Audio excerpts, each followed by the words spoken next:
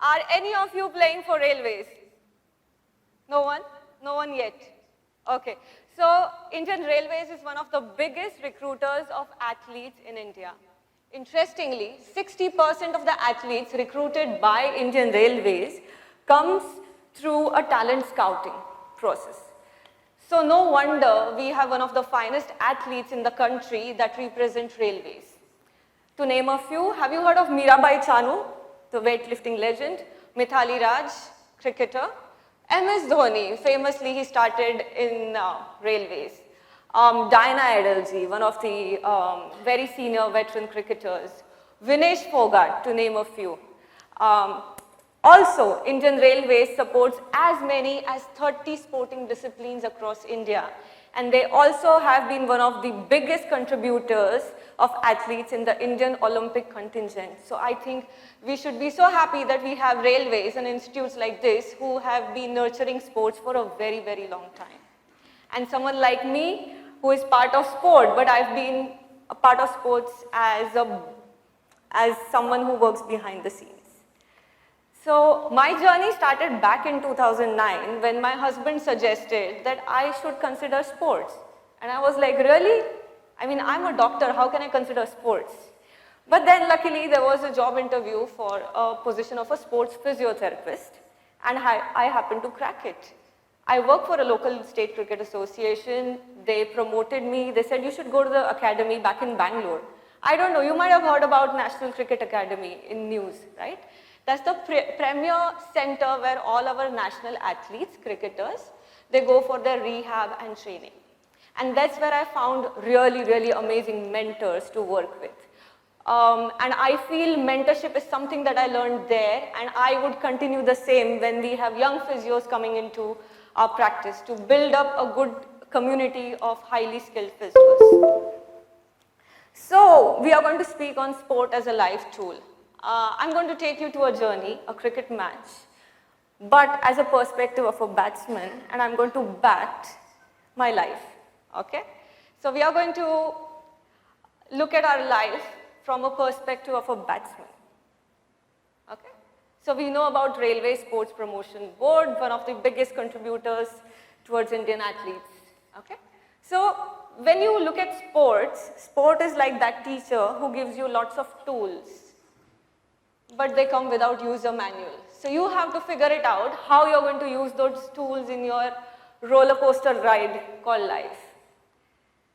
You have a set of tools, but you don't know how to use it. So this is where we are going to know how we can use those tools really, really carefully. All of us are young, we have an entire life ahead, and this is the time when we would want to try and excel in our studies, going forward in our profession. So this is where we are building a foundation of our professional and personal life.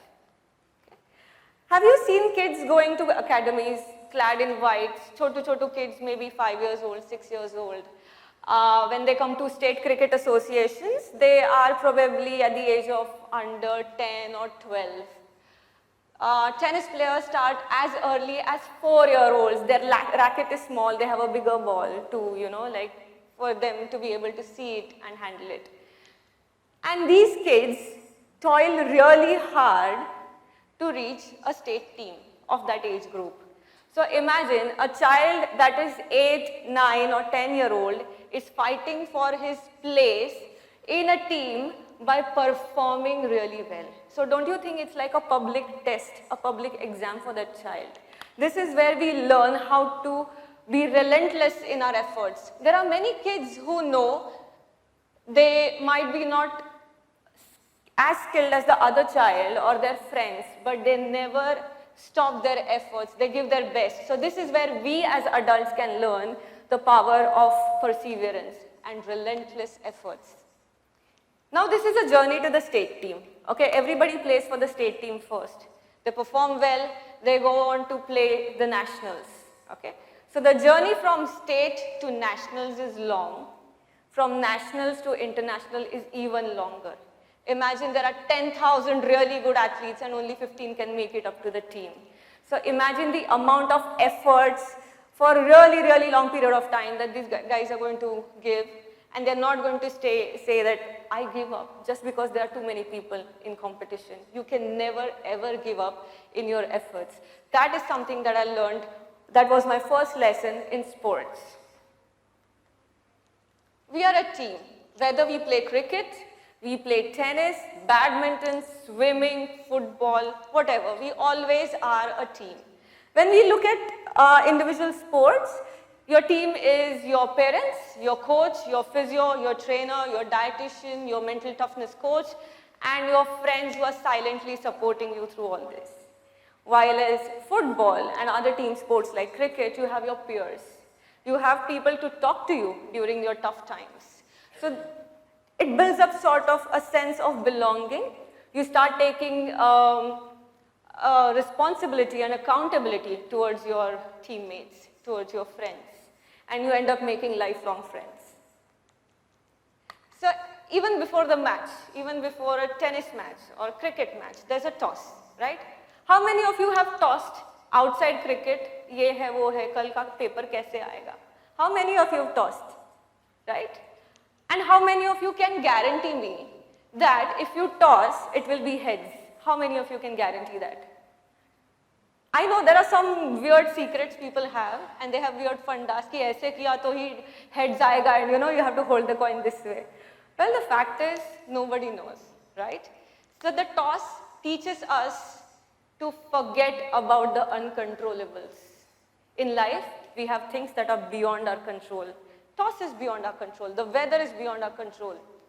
So if I keep thinking about the toss, I'm losing out on my productive time that I could have used to do something better. So the toss teaches me, make two ideas in your brain. Can I control it? Yes, it's worth thinking about. Can I control it? No, just stop thinking. Always have a plan B. If your team bats first, you are a batsman, you know what your plan is. If your team fields first, you know what your plan is. Always have a plan B and forget about the uncontrollables. Public exams. So how many of you have been scared of Viva? I was. As someone who was very scared of public speaking when I was a child, to my medical college, I was super scared of talking to someone, and forget about talking to a crowd or answering in front of my batchmates. Like, what if they know that I don't know the answer? How many of you cannot speak to public? Yeah, we all have that, okay? But it's also important to accept that, yes, I am scared, okay? So when we look at sports, all the kids right from the age of 4, they are playing matches. And when they play matches, they are playing it again in front of a lot of people. They know there are selectors sitting out there. Sometimes there is media, local media, mummy, daddy, iske daddy, uski mummy, that friend is there, my opponent is there. So they have to give public exams. So that builds confidence. Sports, if you see, most athletes will be very confident. They'll have a nice, confident body language. There's nothing to be scared of. You got to face your fears. You have to do it anyway, so you might as well face them, right? So something that has built confidence in me has been working with a team and addressing all the big stalwarts of the game. Leadership. You don't need to be a captain to be a leader. I'll recollect an incident from 2012 Asia Cup, where we were in China and we were in finals. Guess who our opponents were in the finals? Pakistan. Our favorite, India's favorite opponents. Everybody would like to watch an India-Pakistan match. I remember we had 2 of our senior players had injured in the previous match, and they had to be ruled out of finals. Now imagine it's a high voltage match. It's not a do or die situation. It's a do situation. You have to do it, right? So imagine me as a physio who said they are not going to play a match. Imagine the amount of anxiety that I might have had during the match. What if I took a wrong decision, But then I think my face gave it away that I was too tensed regarding having 2 players sitting outside and playing the finals. There's a huddle before going into a match. So I remember one of the youngest players in the team She just said, Neha the tension mat lo, hum jeet ke rahenge match. And I don't remember the face, but it was one of the youngest players in the team. When I saw them taking the field, this girl who's been a young one, she had amazing confidence and she took up upon herself that this is what I'm going to do. I'm going to deliver today. That is leadership. Leadership is not being a captain, but leadership is about taking responsibility and accountability for what you do. Maybe she had to bowl just 4 overs, but her 4 overs meant everything to her. Another 16 overs of fielding meant everything to her. Those 3 hours were 110%. That's where I learned you don't need to be a captain to be a leader. You can be anyone, you can be part of the team. Challenges equals opportunities. How many of us face challenges and we get bogged down? Yeah, kya hai? You know, ye problem hai, wo problem hai. Peer pressure, social media pressure, which is a new kind of pressure now, okay? So, I believe in one thing. One thing that sports has taught me has been to convert every challenge into an opportunity. Imagine you're a batsman and every challenge to you is the incoming ball that the bowler bowls, right? It can be a spinner, it can be a pace bowler. And you have just one chance. One chance you can get out, a good ball, you can lose your wicket. Or it's also the same ball, you can hit it out of the park. The choice is yours. So do not take challenge as a downfall, or do not take let not challenge work on your mind. Instead, use it as an opportunity to outshine. Use that as an opportunity to show your skills and shine. So this is something that I really like. When I was a young physio, very new with the team, I would get upset with the injuries that would come in, but then convert it into opportunities, you know. You shine, you show your work, you're doing well, get them back on the field, get them so fit that they will they'll not fall back into the injury trap again. So this is something that I learned from team meetings, okay. Physios are also part of team meetings, and the coaches keep talking to the players, this should be our strategy and that. But everything they talk on the field can be applied outside the field. And that's where I learned to convert challenges into opportunities. Take one ball at a time.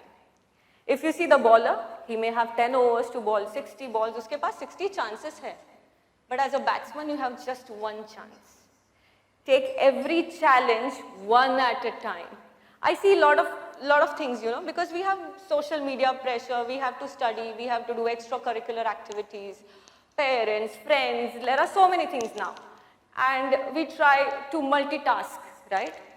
But somewhere down the line, we have to prioritize. And that is what I mean by taking one ball at a time. Prioritize your studies, prioritize what you want to do in life. In that way, you will excel rather than, you know, having our hands in all the pies. Okay, we cannot ball, bat, field, wicket keep as the same person, right? So take one challenge at a time and give your 110%. End of the match. Either you win or you lose or there is a draw, right? So the loss and defeat teaches us to accept things that don't go our way, no matter how hard you might have tried.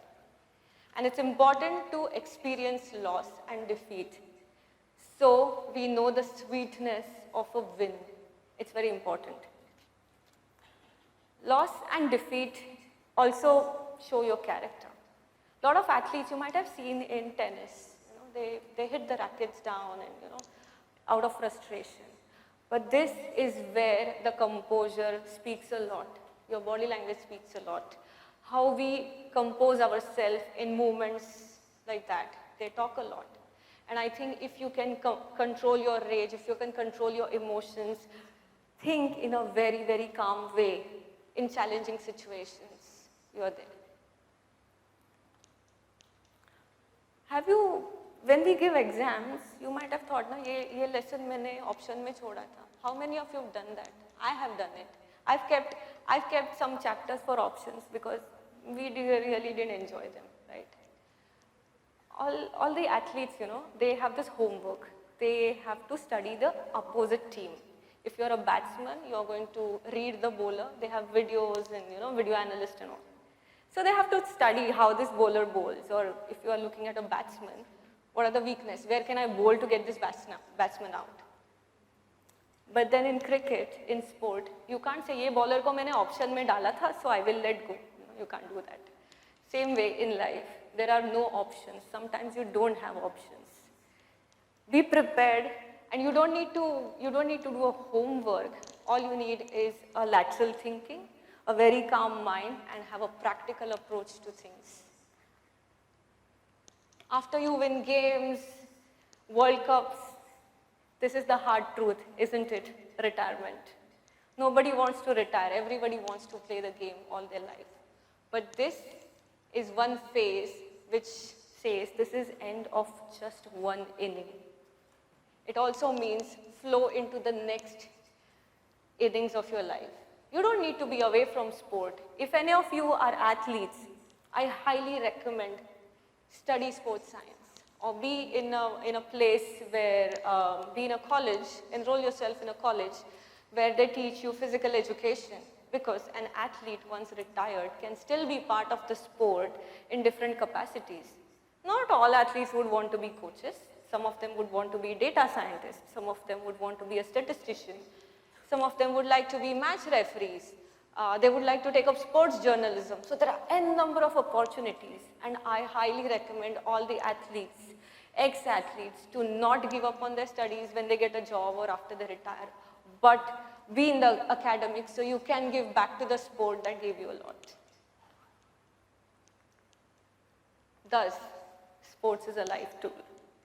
I hope I've kept it very short and sweet. And as I take back all the lessons from the field to home, it has been an amazing journey for me. Over 4 World Cups, with 3 with the Indian cricket team and 1 with the Sri Lankan team. I've seen some of the best athletes even performing with active fractures in the hands. That's where the mind takes over the body. Thank you very much.